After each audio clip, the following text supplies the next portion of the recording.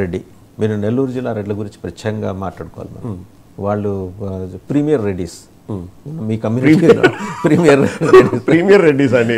Okay, అంటే people use to say that. నాకు తెలియదు. నెల్లూరు రెడ్లు అంటే ఒక స్పెషల్ పెద్దారెడ్లు అనే ఒక వాళ్ళకి ఒక గౌరవం, ప్రత్యేకమైన గుర్తింపు. అలాంటి వాళ్ళిద్దరూ అక్కడి నుంచి వెళ్ళిపోయారు. కోటంరెడ్డి రామనారాయణ రెడ్డి గారు పెద్ద మనిషి కాబట్టి ఆయన ఏంటంటే ముఖ్యమంత్రి గారు మాకు అపాయింట్మెంట్ ఇవ్వలేదని ఒక మాటతో సరిపెట్టుకుని వెళ్ళిపోయారు. ఆయన జంపింగ్ జిలానీల సంఘానికి అధ్యక్షుడు అనుకోండి. పోనీ కోటంరెడ్డి శ్రీధర్ రెడ్డి చాలా అగ్రెసివ్గా మాట్లాడారు. Has to what prompted Kotamreddy to speak like that అండి మీ ఉద్దేశంలో? ఆయన ఒకటండి, ఆయన మినిస్టర్ ఎక్స్పెక్ట్ చేశారు. అండ్ వారి విషయంలో మాత్రం ఆర్కే గారి విషయంలోనే నాకు సానుభూతి ఉంది, వారికి ఇచ్చింటే బాగుండేది అనేది ఉంది. ఆర్కే గారు మా పార్టీ కోసం పనిచేశారని ఉంది. కోటం హాసన్ గారు మాత్రం ఆయనది వేరే రేంజ్ అండి. ఈయన కూడా 2014 కాదండి, ఆర్కే కూడా కరకట్ట కమల్ హాసన్ అంటారు ఆయన. మాకు మంచి నటులు లేకుండా పోతున్నారంటారా మీరు లాస్ట్కి?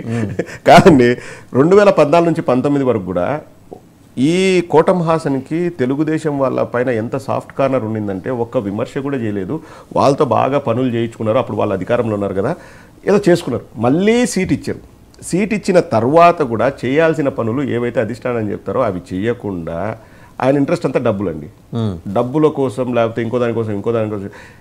నెల్లూరు వాళ్ళు చెప్తారండి, అక్కడ లోకల్ వాళ్ళు, నాకు నెల్లూరులో ఫ్రెండ్స్ ఉన్నారు, బాగా ఫ్రెండ్స్ అని చెప్తారు. దాదాపు నెల్లూరు చుట్టుపక్కల 1000 కోట్ల పైన ఆస్తులు చేసుకున్నారనేది ఒక గుసగుస అండి. అది ఎంతవరకు నిజం అన్నది కోటంరెడ్డి కమల్ హాసన్ గారికే తెలుసు, మనకు తెలియదు. కానీ ఆయన అంటే బయట ఒకలాగా ఉంటాడు, లోపల ఒక మురికాలలో పోయి నిల్చొని ఏదో అంటాడు, నేను నా శాలరీ మొత్తం డొనేట్ చేస్తున్నా అంటాడు. But that's not real Kotamreddy Sridhar Reddy. He has something else అండి. ఒక డాక్టర్ గారి ల్యాండ్ కబ్జా చేసి ఎంత ఇదైందో మనం చూసాం. అట్లా వాళ్ళు చేసేది, వాళ్ళ యాక్టివిటీస్ టోటలీ డిఫరెంట్ అండి. నేను విన్నది ఏంటంటే పార్టీ అధిష్టానం దగ్గరికి వెళ్ళి నాకు ఎందుకు మంత్రి పదవి లేదు, నాకు ఇది కావాలి అది కావాలి అంటే వాళ్ళు ఒక ఫైల్ చూపించారంటండి మొత్తం. ఇంకా ఆ తర్వాత ఆయన ఏం మాట్లాడుకోకుండా వచ్చేసాడంట. వచ్చేసి తర్వాత చంద్రబాబు నాయుడు గారిని కలిశారు. చంద్రబాబు నాయుడు కలిసారు లేదా కానీ లోకేష్ గారిని అయితే హైదరాబాద్లో కలిశారు. అది పార్టీకి తెలిసింది.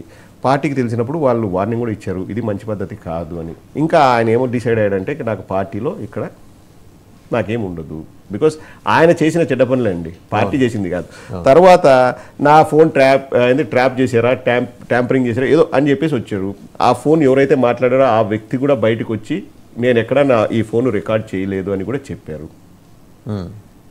అది ఫ్లాప్ అయింది, అటర్ ఫ్లాప్ అయింది. ఇంకా అంతకంటే ఇంకా మనం ఏం చెప్పగలమండి. ఆయన ఏదో ఆశించారు, కింద పడిపోతాడు, మూర్ఛగా పడిపోతాడు, లేకపోతే అది అంటాడు ఇది అంటాడు, అవన్నీ చేశాడు. కానీ వర్కౌట్ అవ్వలేదు. కొన్ని కమల్ హాసన్ సినిమాలు కూడా ఫ్లాప్ అవుతాయి కదండి, ఈయన అన్ని యాక్ట్స్ ఫ్లాప్ అయ్యాయి అంతే. అది ఇప్పుడు మీరు చెప్పిన పేర్లన్నీ కూడా చూడండి. వారు ఇంతకుముందు అఫ్కోర్స్ కోటంరెడ్డి శ్రీధర్ రెడ్డి గారిని ఎమ్మెల్యేని చేసిందే జగన్మోహన్ రెడ్డి గారు. అంతకుముందు వారు ఎమ్మెల్యే కాదు. రామనారాయణ రెడ్డి గారి ఫ్యామిలీ ఎప్పటి నుంచో రాజకీయాలు. సో వారు జంపింగ్ జిలానీలు వాళ్ళు వేరండి. కోటంరెడ్డి శ్రీధర్ రెడ్డి గారికి రాజకీయంగా భవిష్యత్తుని ఇచ్చిందే వైఎస్ఆర్ కాంగ్రెస్ పార్టీ. బట్ ఆయన వెళ్ళిపోవడం కూడా నాకు హ్యాపీ అండి. అంటే నాకు ఎక్కడ రిగ్రెట్స్ లేవు. ఆళ్ళ రామకృష్ణారెడ్డి కనీసం మీరు అన్నట్లు కోర్టులకు వెళ్ళారు, చేశారు, ఇవన్నీ చేశారు. వారి మీద మాకు గౌరవం ఉంది. ఆయన కోర్టులోనే కనిపించారు, మాకు గౌరవం ఉందండి తప్పకుండా. మాకు కానీ వాళ్ళిద్దరిని కంపేర్ చేయడానికి కూడా లేదండి. ఇద్దరు బయటికి వెళ్ళినా కానీ ఆర్కే గారు మంచి వ్యక్తి బై హార్ట్. ఆయన అలిగారు, అప్సెట్ అయ్యారు, అది వేరే విషయం. కానీ వాళ్ళిద్దరిని పోల్చడానికి కూడా లేదండి. రైట్. షర్మిల ఎంట్రీ ఏపీలో మీ మీద ఎలాంటి ఇంపాక్ట్